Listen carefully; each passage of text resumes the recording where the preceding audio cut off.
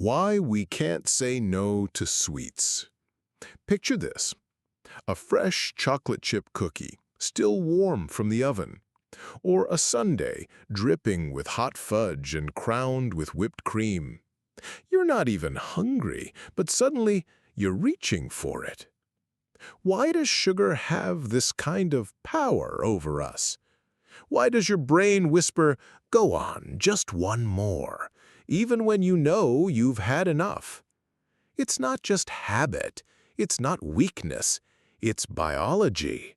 Your brain's incredible system for remembering, craving, and repeating anything that feels good. And sugar? It's not just playing the game, it's playing it masterfully. In this video, we're going deep into the science behind that craving, how sugar lights up your brain, how it keeps you coming back, and, most importantly, how to finally take back the wheel. Because once you understand what's really going on behind the scenes, you'll never look at dessert the same way again. What sugar really is. Let's talk about sugar. That sweet little troublemaker hiding in your kitchen like it owns the place. Most people think of sugar as that white stuff in the bowl next to the coffee pot. But sugar has a whole secret identity. Actually, several. There's glucose, the straight-A student your cells love for energy, fructose, the wild child from fruit who sneaks into smoothies and fruit juice, sucrose, the classic table sugar dressed like grandma's favorite ingredient but sneaky in sauces and salad dressings. Then there's maltose, lactose, dextrose, the whole sugar gang, all working together like sweet-talking con artists. And let's not forget their fancy aliases: evaporated cane juice, organic agave syrup, fruit concentrate. Sounds healthy, right? Don't fall for it. They all report back to one boss: sugar. You'll find them in cereal, granola bars, ketchup, even healthy yogurts. Honestly, sugar might be the most social molecule on Earth. It shows up everywhere, uninvited, dressed like something helpful. Why does this matter? Because every time sugar walks in the door, your body rolls out the red carpet. It digests fast, hits your bloodstream even faster, and then heads straight to your brain. But we'll get to that in a moment. The sweet signal to the brain. All right, so the sugar is in your mouth. Game on. Your taste buds, think of them as tiny flavor detectives, immediately go, "Hey, we've got sweetness on deck." They send an electric signal racing up to your brainstem like a sugar-scented telegram marked urgent. From there, the message fans out into your brain's cerebral cortex, which, fun fact, is your brain's control center for all things flavor and feeling. This is where your brain starts sorting the info. Okay, was that sweet, salty, bitter, umami? Oh yeah, definitely sweet. And sweet, my friend, gets special treatment. It lights up the section of your brain that says, this feels nice. Let's do that again. But here's the kicker. This isn't just a taste thing anymore. You've just rung the doorbell of your reward system. And that thing, it loves answering the door when sugar's knocking. The reward system is like a golden retriever. It remembers everything that made you feel good and wants to chase after it again and again. Sugar? Let's just say it throws the ball really well. The reward system awakens. Now that your brain's identified the taste as sweet, another system kicks into gear, your reward system. Think of this part of your brain like a nightclub bouncer. Its job is to ask, "Was that good? Should we let this experience in again?" And when sugar shows up, it doesn't just get past the velvet rope, it's on the VIP list. Your reward system runs on a feel-good chemical called dopamine. When something pleasurable happens, sugar, laughter, a hug, dopamine is released like confetti.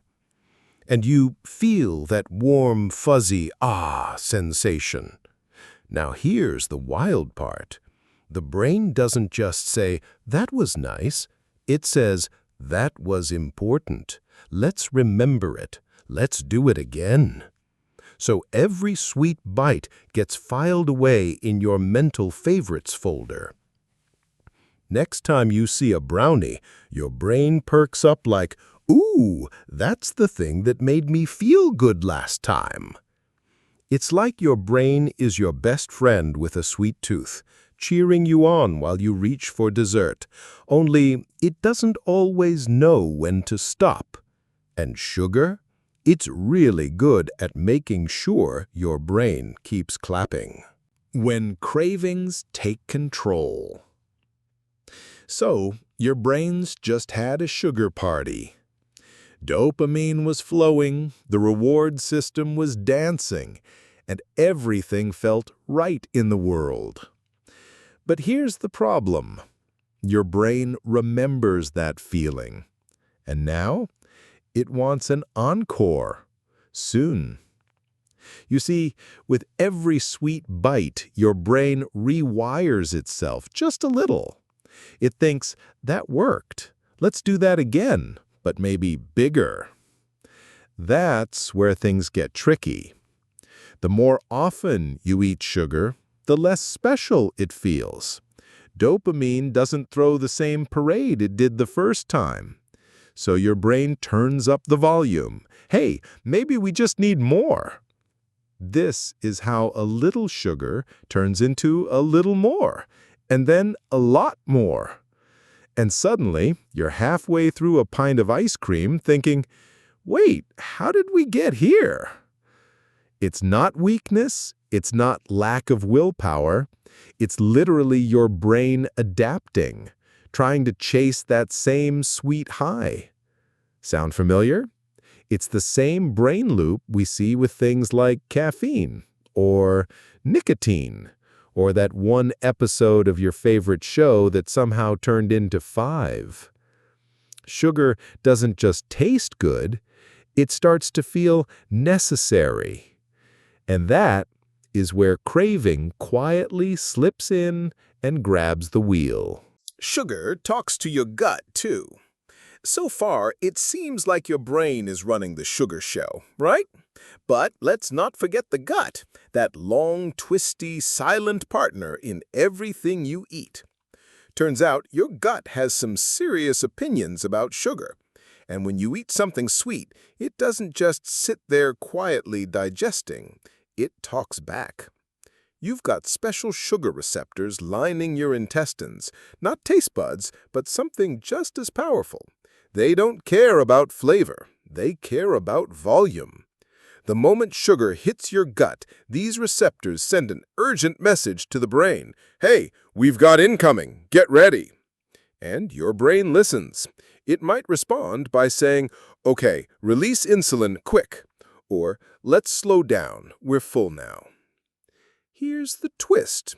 In some people, especially when sugar is eaten too fast or too often, those fullness signals get drowned out. The brain doesn't hear "stop." It hears "more, please." It's like your gut is ringing the doorbell, but your brain's too distracted licking frosting off its fingers to answer.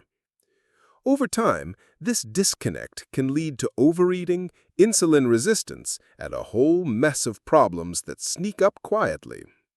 So no, sugar doesn't just charm your tongue and light up your brain.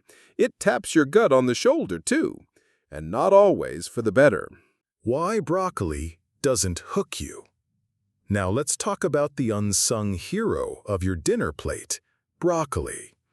It's crunchy, it's green, it's full of vitamins, and let's be honest, it's no match for a slice of cheesecake. But why? Why is it that you can eat 3 cookies without blinking, but you have to negotiate with yourself to finish your veggies?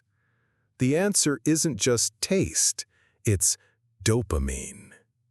You see, foods like broccoli, spinach, or grilled chicken might nourish your body beautifully, but they don't flood your brain with that feel-good chemical.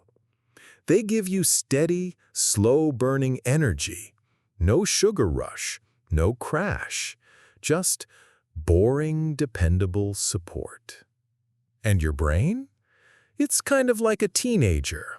It wants fireworks, not lectures. Even when you eat a delicious, healthy meal, dopamine rises, yes, but only slightly. And here's the kicker. If you eat that same balanced meal every day, your brain gets used to it. Dopamine response drops. Your reward system yawns and says, this again.